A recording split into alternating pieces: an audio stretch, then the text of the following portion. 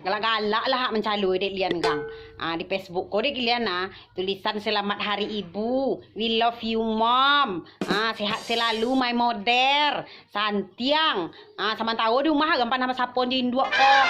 Nang gadi-gadi. Do itu nan diperluan uai awak do. Kelakuan awak nan elok tolong di rumah. Kok iyonya sayang awak di uai awak do. Jangan buat utak paniang. Iko di Facebook do rumah awak kan ke Facebook dia do. Min do lai dek do. Dibaca te gati do paralu.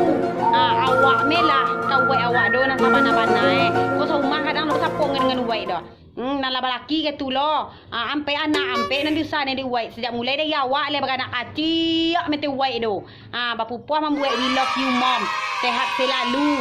Macam mudahkan rezeki, panjang umur. Do itu nan diperluan rumah awak do. Kok jauh awak dirantau pulang awak sesekali. Kok dakek awaknya jaga dakek di rumah awaknya pulang awak payung rumah awak do. Bawa kau yang sukun kat 3 buah. Bajakso tede itu leh pada tulisan we love you mom. Apa do I love you mom do. Leh jaleh do.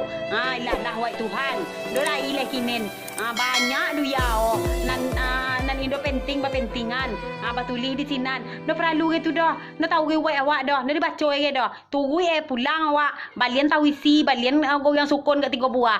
Itu tan penting deh dengan katik sangat dah. Ateh dah isa kalau dulu ateh.